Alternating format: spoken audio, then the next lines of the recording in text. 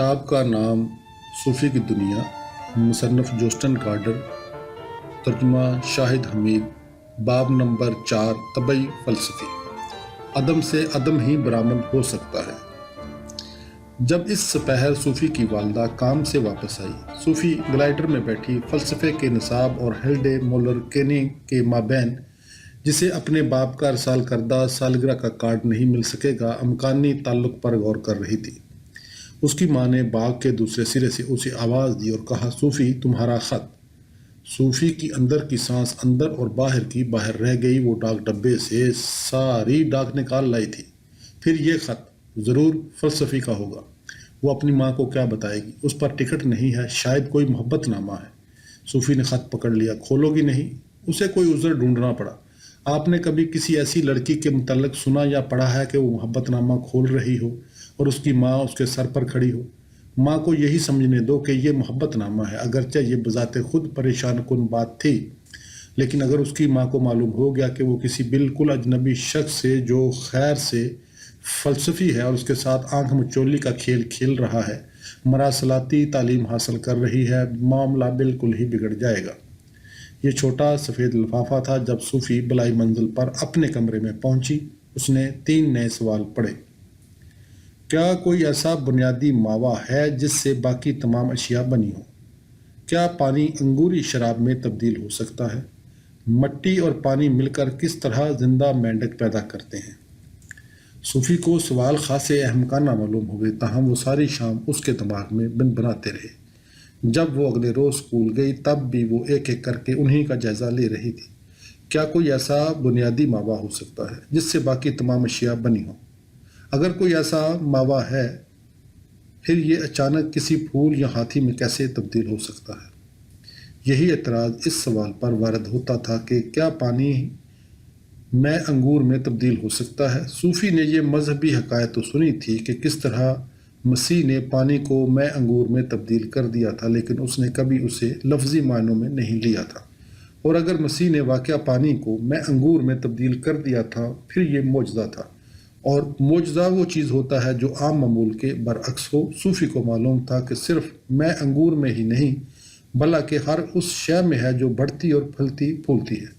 پانی کثیر مقدار میں موجود ہوتا ہے، لیکن اگر کھیرے میں 95% بھی پانی ہو، پھر بھی اس میں کوئی نہ کوئی دوسری چیز موجود ہوگی، کیونکہ کھیرا ہے، پانی نہیں۔ پھر ایک سوال مینڈک کے متعلق تھا۔ اس کے فلسفے کے استاد نے مینڈکوں کے متعلق ایسی عجیب و غریب اور انوکھی بات کہی جو کسی نے سنی نہ پڑھی ہوگی۔ صوفی غالباً یہ تو مان سکتی تھی کہ مینڈک پانی اور مٹی پر مشتمل ہوتا ہے، لیکن اس صورت میں مٹی ایک سے زیادہ مادے پر مشتمل ہونا چاہیے۔ اگر مٹی بے شمار مختلف مادوں پر مشتمل ہے، پھر یہ صریحاً ممکن ہے کہ مٹی اور پانی مل کر کوئی مینڈک بنا دے۔ یعنی اس کا مطلب یہ ہوا کہ مٹی اور پانی کو پہلے انڈوں اور پھر بچوں کی شکل اختیار کرنا پڑے گی، کیونکہ مینڈک کسی گوبھی کے کھیت سے تو نہیں اگ سکتا، خواہ آپ اسے کتنا ہی پانی کیوں نہ دیں۔ جب وہ اس روز اسکول سے واپس گھر پہنچی، ڈاک ڈبے میں اس کے لیے خاصا بڑا لفافہ پڑا تھا۔ دوسرے ایام کی طرح وہ آج بھی اپنے خفیہ ٹھکانے میں جا چکی۔ فلسفی کا منصوبہ۔ تو ہماری پھر ملاقات ہو ہی گئی۔ آج ہم سفید خرگوش یا اس قسم کی دوسری چیزوں میں پڑے بغیر اپنا سبق شروع کر دیں گے۔ قدیم یونانیوں سے لے کر ہمارے زمانے تک لوگ کس طرح فلسفے کے متعلق سوچ بچار کرتے رہیں گے۔ میں اس کا ذکر پوری تفصیل سے تو نہیں کر سکوں گا، تاہم جو خاکہ میں پیش کروں گا وہ جامع ضرور ہوگا، لیکن جن باتوں کو ہم موضوع بحث بنائیں گے ان میں زمانی اعتبار سے صحیح ترتیب کا خیال رکھا جائے گا۔ چونکہ بعض فلسفی بالکل مختلف عہد میں اور غالباً ثقافتی اعتبار سے ہم سے مختلف حالات میں رستے تھے، ہمارے لیے اچھی بات یہ ہوگی کہ ہم کوشش کریں اور دیکھیں کہ ہر فلسفی کا منصوبہ یا پروجیکٹ کیا تھا۔ اس سے میرا مطلب یہ ہے کہ ہم یہ صحیح سمجھنے اور معلوم کرنے کی کوشش کریں کہ کوئی خاص فلسفی خاص طور پر کیا دریافت کرنے کے درپے تھا۔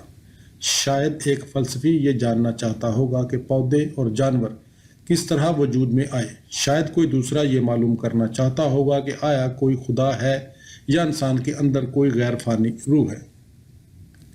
جب ایک مرتبہ ہم نے یہ طے کر لیا کہ کسی خاص فلسفی کا پروجیکٹ کیا ہے، اس کے انداز فکر کو سمجھنا نسبتاً آسان ہو جائے گا، کیونکہ ایک بھی فلسفی ایسا نہیں جو سارے فلسفے کو اپنا درد سر بنا لیتا ہو۔ جب میں نے الفاظ اس کے انداز فکر لکھے تھے تو میری مراد مرد فلسفیوں سے تھی، خاتون فلسفیوں سے نہیں، کیونکہ فلسفے کی کہانی بھی مردوں کی کہانی ہے۔ پرانے زمانوں میں عورتوں کو ان کی انسانی حیثیت سے بھی اور سوچنے سمجھنے والی مخلوق کی حیثیت سے بھی دونوں ہی طرح دبا کر رکھا جاتا تھا، اور یہ بات بہت قابل افسوس ہے، کیونکہ اس رویے کا نتیجہ بہت انتہائی اہم نوعیت کے تجربوں سے محرومی کی شکل میں برآمد ہوا۔ صرف موجودہ صدی میں خواتین نے فلسفے کی تاریخ پر گہرے نقوش ثبت کیے ہیں، اس سے پہلے انہیں اس کا بھی موقع نہیں ملا۔ میرا تمہیں ہوم ورک دینے کا قطعاً کوئی ارادہ نہیں، مثلاً میں تمہیں حساب کا یا اس سے ملتا جلتا کوئی سوال نہیں دوں گا۔ رہی انگریزی افعال کی گردان تو مجھے اس میں کوئی دلچسپی نہیں، تاہم کبھی کبھی میں تمہیں خامہ فرسائی کے لیے کوئی چھوٹا موٹا موضوع دے دیا کروں گا۔ اگر تمہیں یہ شرطیں منظور ہوں پھر ہم شروع ہو جاتے ہیں۔ طبعی فلسفی۔ یونان کے قدیم ترین فلسفیوں کو بعض اوقات طبعی فلسفی کہا جاتا ہے، کیونکہ ان کا سروکار زیادہ تر طبعی دنیا یا دنیا فطرت اور اس کی عمل کاریوں سے تھا۔ ہم پہلے ہی اپنے آپ سے پوچھ چکے ہیں کہ ہر چیز کہاں سے آتی ہے۔ آج کل بے شمار لوگوں کا خیال ہے کہ کسی نہ کسی زمانے میں کوئی نہ کوئی شے عدم سے وجود میں آئی ہوگی۔ یونانیوں میں یہ خیال عام نہیں تھا، کسی نہ کسی وجہ سے ان کے ذہنوں میں یہ مفروضہ راسخ ہو چکا تھا کہ کوئی چیز ہمیشہ موجود رہی ہے۔ چنانچہ یہ سوال کہ ہر شے عدم سے کیسے وجود میں آ سکتی ہے اتنا اہم سوال نہیں تھا۔ اس کے برعکس یونانیوں کو تعجب اس بات پر ہوتا تھا کہ جیتی جاگتی مچھلیاں پانی سے کیسے وجود میں آتی ہیں، اور مردہ زمین سے عظیم الجثہ درخت اور چمکتے دمکتے پھول کیسے پیدا ہو جاتے ہیں۔ رہی یہ بات کہ بچہ اپنی ماں کے رحم سے کیسے برآمد ہوتا ہے، اس پر انہیں جو حیرت ہوتی ہوگی اس کا ذکر کرنے کی ضرورت نہیں۔ فلسفیوں نے اپنی آنکھوں سے مشاہدہ کیا کہ فطرت مسلسل تبدیلی کے عمل میں سے گزرتی رہتی ہے، لیکن سوال یہ تھا کہ یہ تبدیلی رونما کیسے ہوتی ہے۔ مثلاً ایک چیز جو پہلے ماوا تھی، جیتی جاگتی مخلوق کیسے بن گئی؟ تمام اولین فلسفیوں کا ایقان تھا کہ کوئی نہ کوئی بنیادی ماوا ایسا لازماً ہونا چاہیے جو ان تمام تبدیلیوں کا ماخذ ہے۔ وہ اس نتیجے پر کیسے پہنچے اس کے متعلق کچھ کہنا مشکل ہے۔ ہمیں صرف اتنا معلوم ہے کہ یہ خیال بتدریج عام ہونے لگا کہ کوئی نہ کوئی بنیادی ماوا لازماً ہونا چاہیے جو فطرت کی ان تمام تبدیلیوں کا مخفی سبب ہے۔ کوئی شے ایسی ہونا چاہیے جس سے باقی تمام اشیاء نکلتی ہیں اور پھر اسی میں واپس چلی جاتی ہیں۔ در حقیقت ہمارے لیے دلچسپی کی بات یہ نہیں کہ ان ابتدائی فلسفیوں نے اپنی الجھن کے کیا حل تلاش کیے، بلکہ یہ ہے کہ وہ سوال کس قسم کے پوچھتے تھے اور وہ جوابات کس قسم کے ڈھونڈتے تھے۔ اس بات کی نسبت کہ وہ دراصل سوچتے کیا تھے، ہمیں یہ جاننے میں زیادہ دلچسپی ہے کہ ان کے سوچنے کا انداز کیا تھا۔ ہمیں معلوم ہے کہ دنیا فطرت میں انہیں جو تبدیلیاں نظر آتی تھیں وہ ان کے متعلق سوال وضع کرتے تھے۔ وہ فطرت کے ڈکے چھپے یا بنیادی قوانین دریافت کرنا چاہتے تھے۔ ان کے ارد گرد جو کچھ وقوع پذیر ہوتا رہتا تھا وہ قدیم اساطیر کا سہارا لیے بغیر انہیں سمجھنا چاہتے تھے، اور اہم ترین بات یہ تھی کہ وہ خود فطرت کا مطالعہ کر کے اس کی اصول عمل کاریوں کو سمجھنے کے آرزومند تھے۔ ان کا یہ رویہ متقدمین کے رویے سے بالکل مختلف تھا، جو دیوتاؤں کے متعلق کہانیاں سنا کر بادل، رعد یا سرما کی توثیق کرتے تھے۔ چنانچہ فلسفہ بتدریج مذہب سے آزادی حاصل کرنے میں کامیاب ہو گیا۔ ہم کہہ سکتے ہیں کہ طبعی فلسفیوں نے سائنسی استدلال کی جانب پہلا قدم اٹھایا تھا۔ چنانچہ جس فکر نے سائنس کا روپ دھارنا تھا وہ اس کے نقیب بن گئے۔ طبعی فلسفیوں نے جو کچھ لکھا اور کہا تھا ان کے صرف نامکمل اجزاء باقی رہ گئے ہیں جو تھوڑا بہت ہمیں معلوم ہے۔ وہ ارسطو کی تحریروں کی وساطت سے ہم تک پہنچا ہے جو ان کے 200 سال بعد پیدا ہوا تھا۔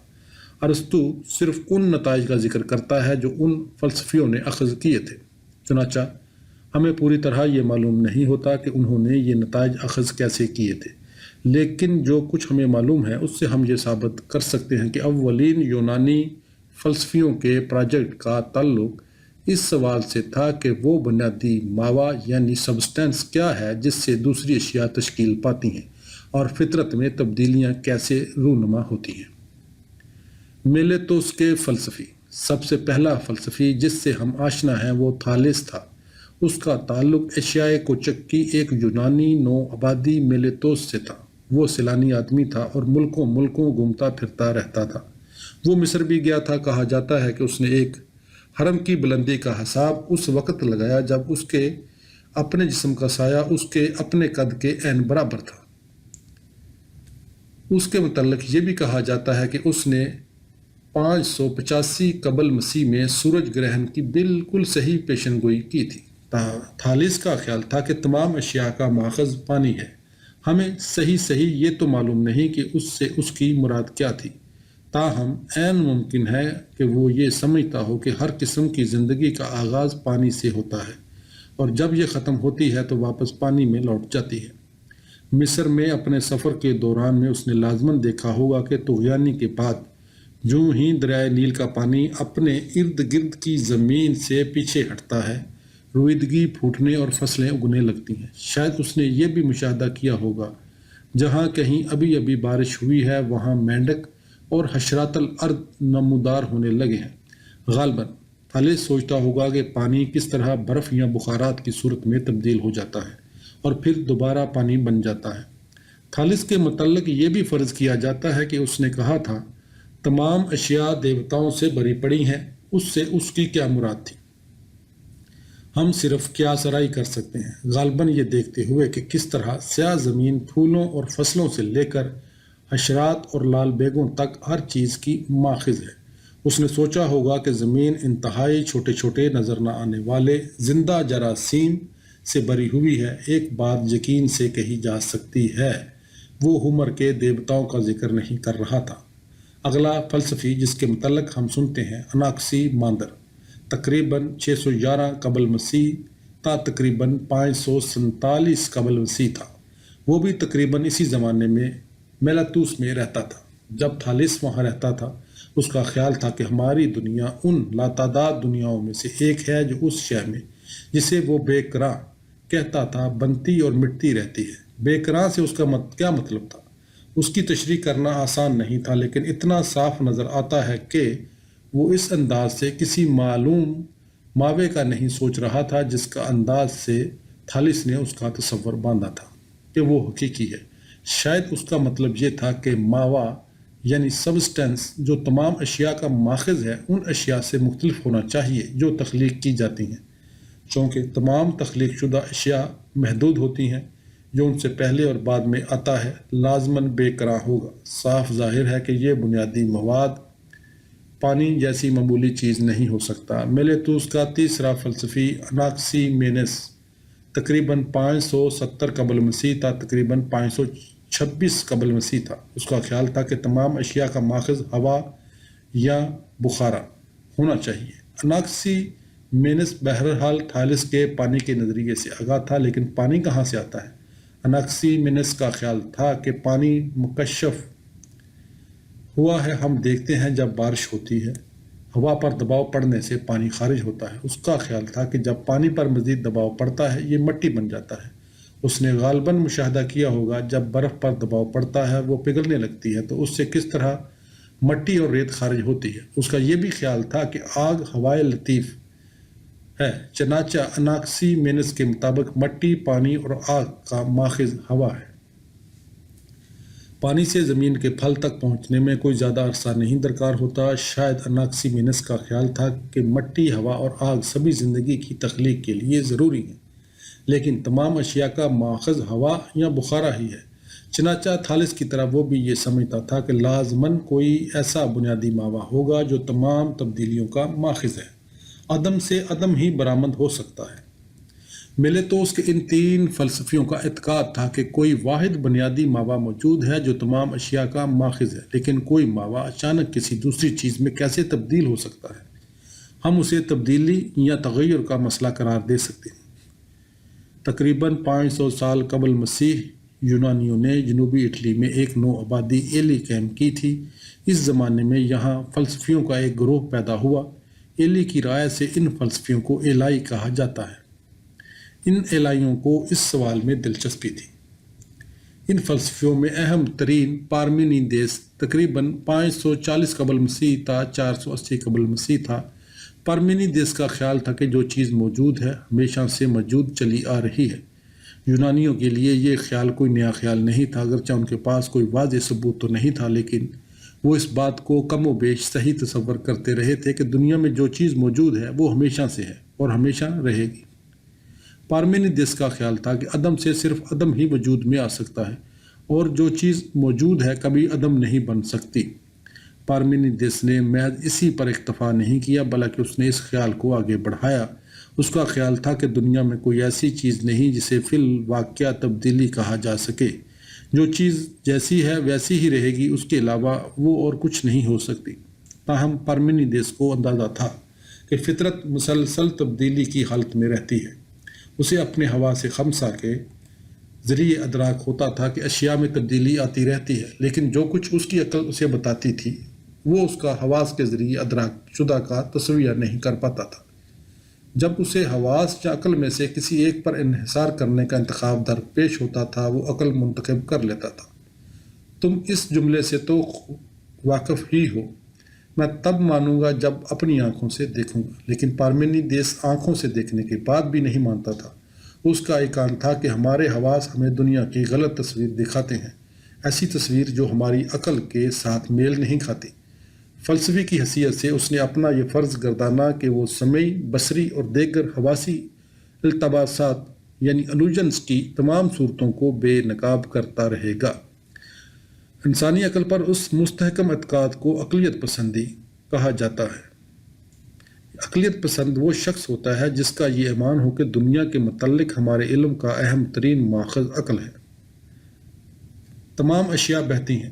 پارمینیدس کا ایک معاصر ہیراکلیتوس تقریباً 540 قبل مسیح تا 480 قبل مسیح تھا۔ اس کا تعلق ایشیائے کوچک کے قصبے ایفیسس سے تھا۔ اس کا خیال تھا کہ مسلسل تبدیلی یا بہاؤ در حقیقت فطرت کی انتہائی بنیادی خصوصیت ہے۔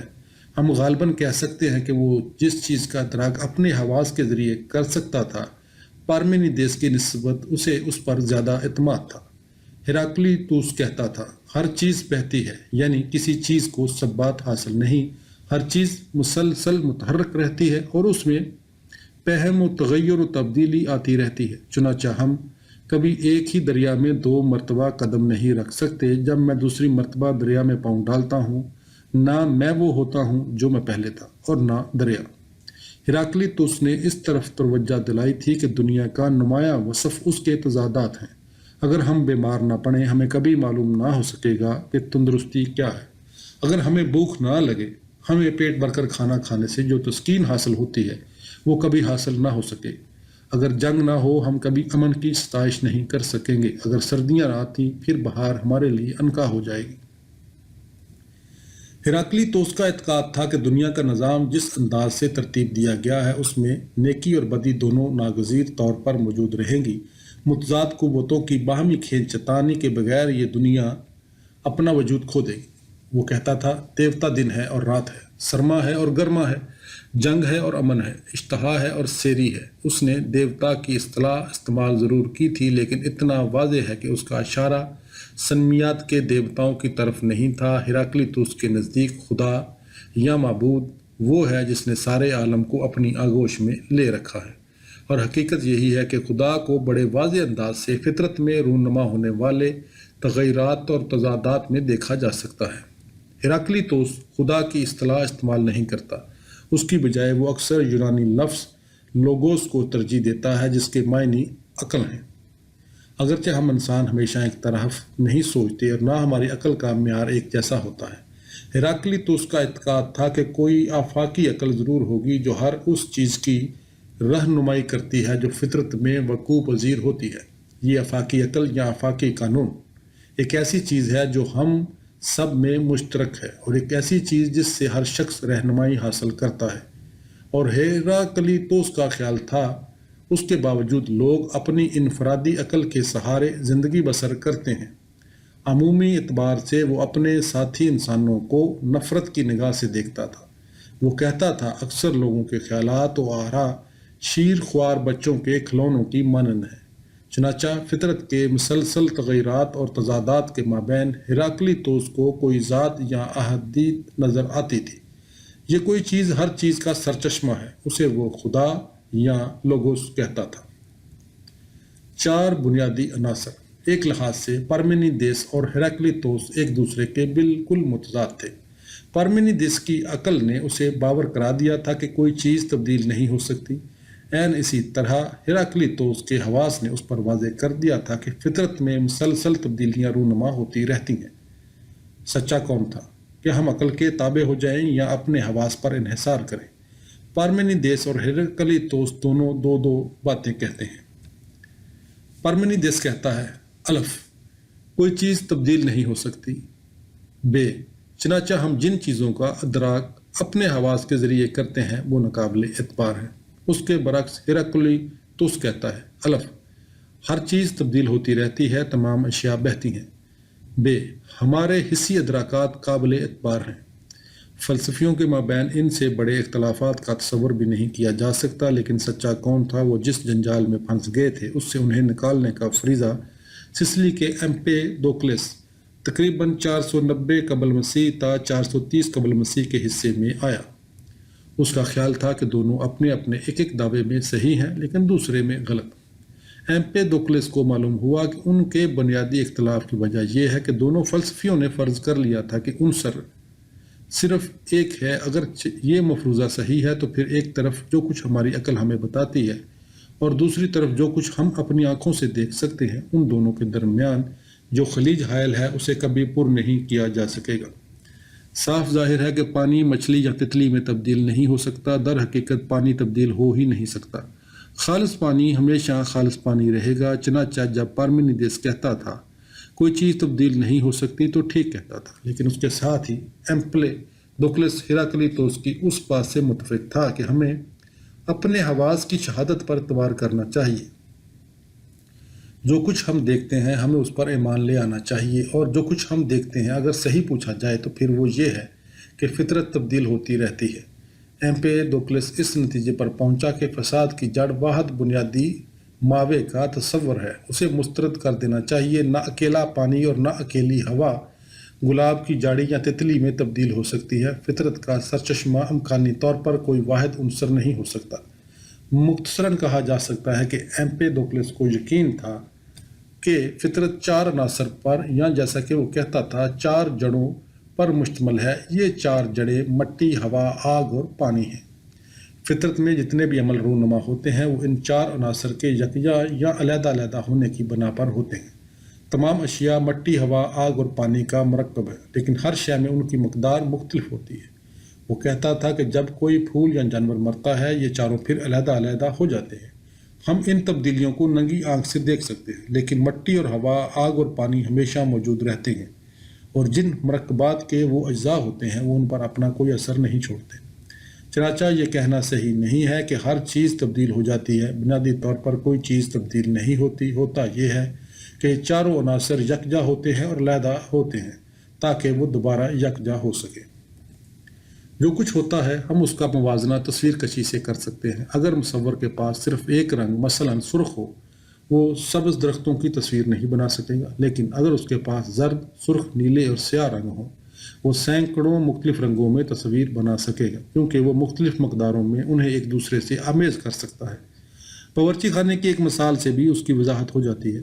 اگر میرے پاس صرف آٹا ہو تو کیک بنانے کے لیے میرا جادوگر ہونا ضروری ہوگا، لیکن اگر میرے پاس انڈے، آٹا، دودھ اور چینی ہے، پھر میں جتنی قسم کے چاہوں کیک بنا سکتا ہوں۔ یہ محض اتفاق نہیں تھا کہ اس نے مٹی، ہوا، آگ اور پانی کو فطرت کی جڑوں کے طور پر منتخب کیا۔ اس سے پہلے دوسرے فلسفیوں نے یہ بات ثابت کرنے کی کوشش کی تھی کہ اولین ماوا پانی، ہوا یا آگ ہونا چاہیے۔ تھالس اور اناکسیمینس نے اس طرف توجہ دلائی تھی کہ پانی اور ہوا دونوں طبعی دنیا کے لازمی عنصر ہیں۔ یونانیوں کا اعتقاد تھا کہ آگ بھی ضروری ہے۔ مثلاً انہوں نے مشاہدہ کیا تھا کہ سورج، دھوپ تمام جاندار مخلوقات کے لیے اہم ہے، اور وہ یہ بھی جانتے تھے کہ جانوروں اور انسانوں دونوں میں جسمانی حرارت ہوتی ہے۔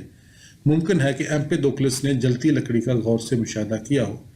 جب لکڑی جلتی ہے کسی چیز کے حصے بکھرے ہونے لگتے ہیں، ہمیں اس کے چٹکنے اور تڑانے کی آواز سنائی دیتی ہے، یہ پانی ہے۔ کوئی چیز دھوئیں کی شکل میں اوپر اٹھتی ہے، یہ ہوا ہے۔ آگ ہم ویسے ہی دیکھ سکتے ہیں۔ جب آگ بجھائی جاتی ہے کوئی چیز باقی رہ جاتی ہے، یہ راکھ یا مٹی ہے۔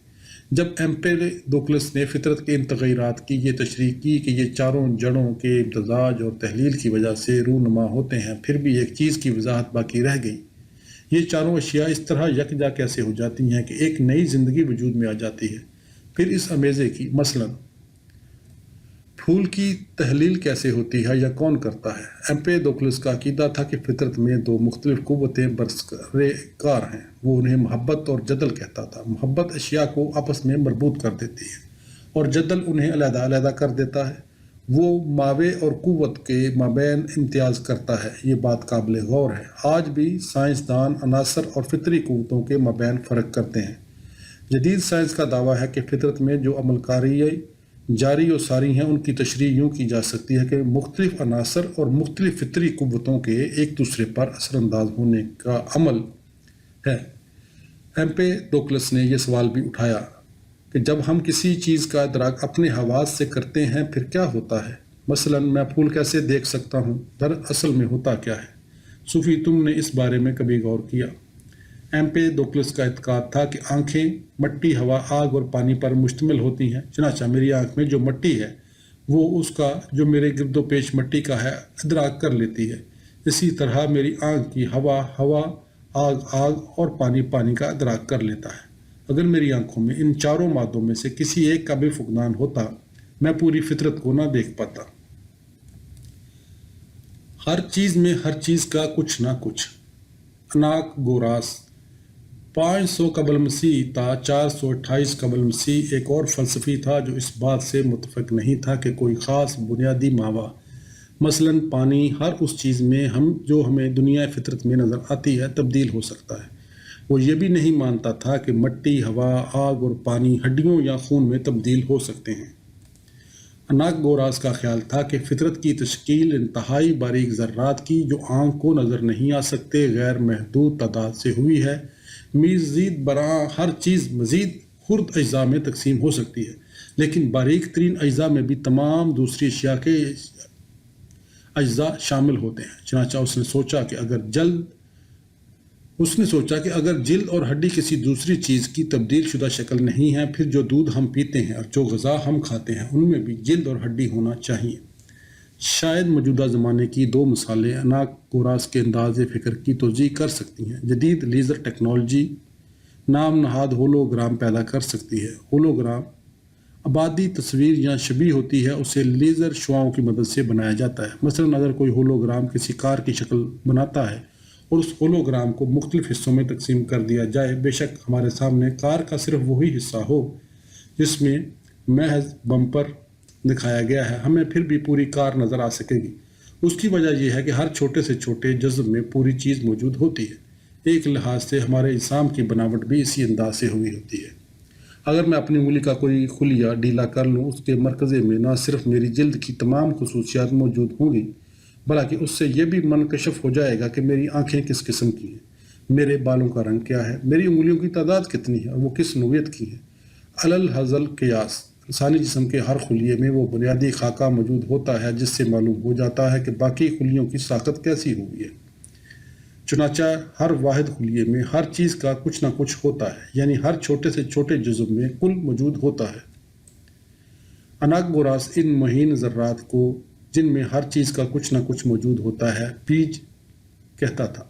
یاد کرو کہ ایمپیڈوکلس نے خیال ظاہر کیا تھا کہ یہ محبت ہے جو مختلف عناصر کو جوڑ کر مکمل اجسام بناتی ہے۔ اناکگوراس بھی ترتیب یا نظم کو ایک قسم کی قوت تصور کرتا تھا جو جانوروں، انسانوں، پھولوں اور درختوں کو تخلیق کرتی رہتی ہے۔ وہ اس قوت کو ذہن یا ذہانت کہتا تھا۔ اناکگوراس اس لیے بھی ہمارے لیے دلچسپی کا باعث ہے کیونکہ وہ پہلا فلسفی ہے جس کا ہم ایتھنز میں ذکر سنتے ہیں۔ اس کا تعلق ایشیائے کوچک سے تھا، لیکن وہ 40 سال کی عمر میں ایتھنز آ گیا۔ اس پر بعد ازاں دہریت کا الزام لگایا گیا اور آخرکار اسے شہر سے نکل جانے پر مجبور کر دیا گیا۔ دوسری باتوں کے علاوہ وہ یہ بھی کہتا تھا کہ سورج کوئی دیوتا نہیں ہے بلکہ دہتا ہوا سرخ پتھر ہے جو پورے پیلوپونیس جزیرہ نما یعنی جنوبی یونان سے بڑا ہے۔ اناکگوراس کو زیادہ تر فلکیات سے دلچسپی تھی۔ اسے یقین تھا کہ تمام اجرام فلکی اسی ماوے سے بنے ہیں جن سے زمین کی تشکیل ہوئی ہے۔ وہ اس نتیجے پر ایک شہاب ثاقب کا مطالعہ کرنے کے بعد پہنچا۔ اس سے اس کے ذہن میں خیال پیدا ہوا کہ دوسرے سیاروں پر بھی زندگی موجود ہو سکتی ہے۔ اس نے اس بات کی طرف بھی توجہ دلائی کہ چاند کی اپنی کوئی روشنی نہیں ہوتی۔ وہ کہتا تھا کہ چاند اپنی روشنی زمین سے حاصل کرتا ہے۔ سورج گرہن کیوں ہوتے ہیں؟ اس نے اس کی بھی وضاحت کی تھی۔ پس تحریر: صوفی، تمہاری توجہ کا شکریہ۔ غالباً تمہیں اس باب کو 2-3 مرتبہ پڑھنا پڑے گا، تب کہیں تم اسے پوری طرح سمجھ پاؤ گی۔ تاہم اگر آدمی کوئی بات سمجھنا چاہے، اسے کوشش تو کرنا ہی پڑتی ہے۔ تمہیں غالباً ایسی سہیلی یا دوست قطعاً پسند نہیں آتا ہوگا جو جانتا تو سب کچھ ہو لیکن جسے مغز بالکل کھپانا نہ پڑتا ہو۔ بنیادی ماوے اور فطرت میں رونما ہونے والے تغیرات کے سوال کا بہترین حل تم کل پڑھو گی جب تمہاری ملاقات دیموکریطوس سے ہوگی۔ فی الحال میں مزید کچھ نہیں کہوں گا۔ صوفی خفیہ ٹھکانے میں بیٹھی گھنے جھنڈ کے ایک چھوٹے سے شگاف میں سے باغ کی جانب دیکھتی رہی۔ یہ سب کچھ پڑھنے کے بعد اسے اپنے خیالات کو چھانٹنا اور انہیں نئے سرے سے ترتیب دینے کی کوشش کرنا ہوگی۔ یہ بات روز روشن کی طرح یہاں تھی کہ سادہ پانی، برف یا بھاپ کے ماں سوا کبھی کسی دوسری چیز میں تبدیل نہیں ہو سکتا۔ پانی تو تربوز میں بھی نہیں تبدیل ہو سکتا کیونکہ تربوز بھی محض پانی پر نہیں بلکہ کچھ اور چیزوں پر بھی مشتمل ہوتا ہے۔ لیکن اسے اس بات کا یقین محض اس لیے تھا کیونکہ اس نے یہی پڑھا تھا۔ اگر اس نے مثلاً یہ نہ پڑھا ہوتا کہ برف صرف پانی ہوتی ہے تو کیا وہ پھر بھی اس بات کا پورے وثوق سے دعویٰ کر